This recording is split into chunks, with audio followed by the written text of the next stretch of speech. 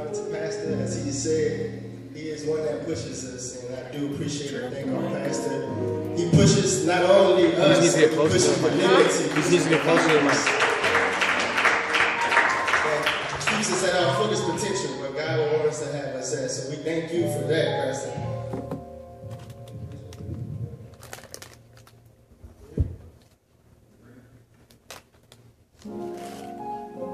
So we thank him for that. We're going to go ahead and get into the word. The topic for today will be coming from 1 John, the 4th chapter. Specifically, verses 4 is what I'll be looking at, what we've been looking at. When you do get the word, please stand as we read. Everybody has it. We're going to say amen. The word says, ye are of God, little children, and have overcome them, because greater is he that is in you than he that is in the world. Amen. You may be seated. Amen. I'd like to start off by saying, how lucky are we to be children of God? The word says, little children of God. We are children of God. How lucky are we to be children of God? For us to be able to witness, for us to be able to experience God's immeasurable, incomparable love. Even when we may not deserve it, even when we're not doing what we're supposed to do, God still loves us. We may think that our family loves us, and I know my family loves me. We can see everybody, we can see every support. But none of us can fathom the thought of God's immeasurable love, the agape love of God. And those of us who knows what agape love is the highest form of love. It says that it's perfect, unconditional, sacrificial, and pure. And by us knowing who we have on our side, who's our Father, he gives us all that we have, he gives to us. So as we along this journey, we have that hope, knowing that one day, as along our process, we will go to meet God. And that's our hope that we all have as Christians, as believers and followers of Christ, is to meet God that one day and meet him face to face. And that'll be the only time where we'll be perfect. Along here, it's still a journey. It's still a journey. So also Scripture says, everyone who has this hope in him purifies himself just as he's pure. So as God is pure and we're all trying to be Christ-like, we're along that path trying to purify ourselves. It's kind of, I take it back to when I look at my upbringing and my parents and my grandparents, and you grow up and say, you're a reflection of me. You go out there in the world, you represent me in the same way that we represent God. Everything that God has given us, everything God's blessed us with, to say, to do, gifts that God has given us, we represent God. And we're supposed to show that to others who may not know in this world. So along the way, that it's not always easy. So there'll be tougher times in our trials, other than others. But along the way, we just know that everything works together in the way that God would have it to be. And we don't know what we don't know until God gives us that. So growing up, also kids, we have our parents, they direct us, they give us instructions. And sometimes we may not want to go with that. Sometimes we choose our own way, or we have a tough time receiving and accepting what they may give us. But what I can say is thank you for training up a child in the way that he should go, because when he got older, he did like that. I may have failed. I may have, went off track a little bit. I went overboard a little bit. But I always came back because God was always there for me. And it's without condemnation. When you say no condemnation, it's kind of like with our parents. I think that of those of us who are parents, we can know there's not many things that our kids, hopefully, that our kids will do that can turn us against them. I mean, we may be upset 1 minute or in 1 second, but just that love that we have for our children, you can't explain it. You can't explain it. And it's the same way with God. We're guilty. We break God's law every day of our lives, and some more than others, but we're not guilty. We all are free by Him dying on the cross for our sins. We don't have to live in that anymore. We don't have to carry those burdens that we can carry. Because he's inside of us. He's inside us. He knows our hearts. He knows our thoughts. He knows all about us. So this whole process, the developing process, we as children, we know we develop. And that's for the rest of our lives. It's like the Energizer Bunny. We keep going and going and going along this process of God just molding us and sculpting us and pruning us and all in his image and what he would have us to be and what he would have us to do along this process. And with all that, as we develop, we hear the term born again. When I was a child, I thought as a child, I spake as a child, I understood as a child, but when I became a man, I put away my childish ways.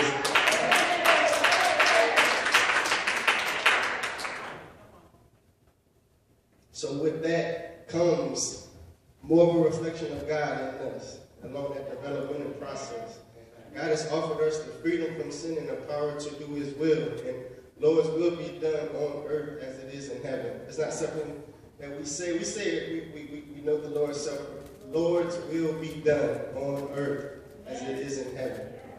And we have to mean it. It's a put up or shut up.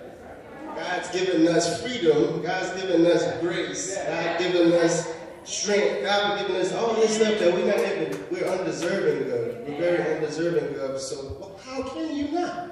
How can you not? It's like a child. They get an ice cream one minute, and the next minute they ask for something else.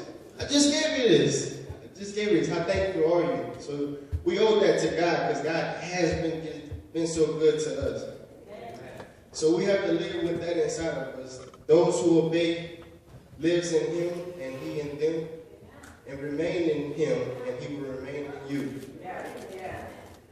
And that just goes to the point of saying, greater is the one that is in us than the one that is in the world. Take it from John, the 14th chapter, the 16th and 17th verse. This is what speaks about that one.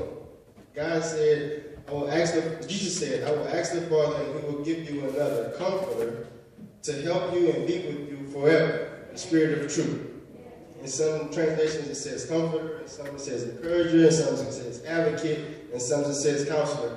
Basically, God's our all. That Spirit that God had left with us is our everything that we need. The world cannot accept him because the world neither sees him or knows him. But you know him, for he lives with you and will be in you. And that's what all that we need to care for us, to guide us, to teach us, to correct us, to comfort us, to strengthen us, to empower us, to love us, to give us peace, to give us joy, to give us the wisdom, to give us discernment, to know what's good for us, what's not good for us, to know what's of God and to know what's not of God. All that we have from him. And how do we know? Because greater is he that is in us than he that is in the world. In our dark world, God is the light. And we can't see. The world can be dark sometimes, but God is that light that lives on the inside of us, that gives us the words in our passages, or the ease and comfort in our spirit to keep on going, to know that he is greater than anything I may be facing right now. It can be anything you can think of, God is greater than it. And I feel like that's something to praise him about, to be thankful of that. Anything that I may face, I'm okay. I'm going to be okay because greater is he that is in me than he that is in the world. That's something that means. The world, our cold world. Our world is cold. It can be a cold place, but the warmth of God's love brings us joy, brings us that life that we need in this dying world.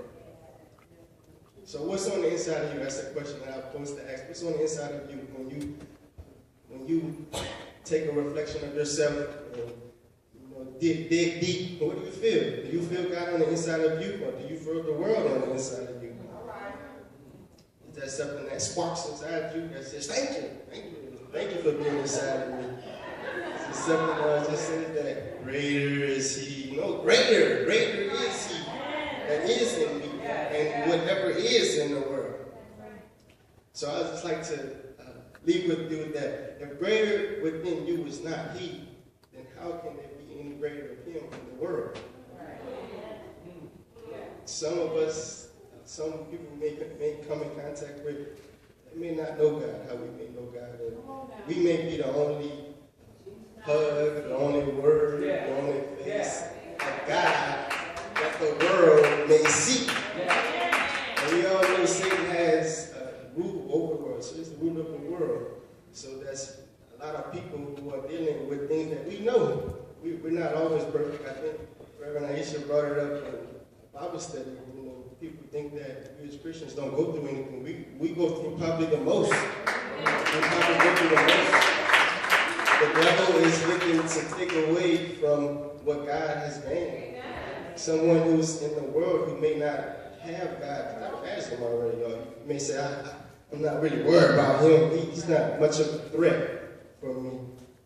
But for God, I feel like we all should be, giving that effort for the effort that God has given to us, giving that love for others as God has given us. So everything that we have inside of us is what God has given us, and for us to go out and reach someone. Each one reach one. When you reach one, you teach one, you show one, you embrace them as we should. So I'd like to leave that with everyone here, that greater is He that is in you than anything that can be going on in your world. Amen.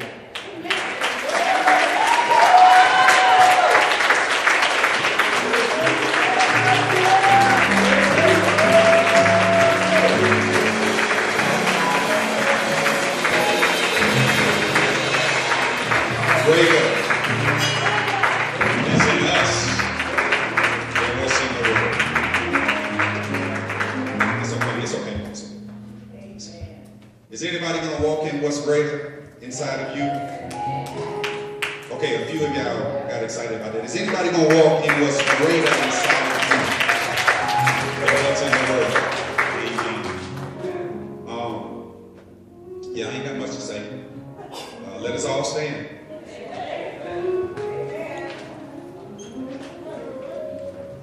Will be back to do this more often. So he won't have no nervousness. And I was tripping because he had a timer up there. I said, man, look at God. He had a timer up here. I said, man, where you been all new beginnings life? Amen. Amen. For greater is He who's in you than he who's in the world. You got to walk in that and understand that. As we leave this place and never God's presence, we have to remind ourselves on a constant, ever basis that what's inside of me is greater than what I feel, is greater than what I see. Matter of fact, it's even greater than what's happening to me right now in this very moment. Some of y'all going to leave out this building and on Monday receive bad news. And when you receive the bad news, you need to understand that greater is He who's in you than he who's in the world. Some of you are going to leave this place today and get a voicemail that ain't going to be the best voicemail that you wanted to hear.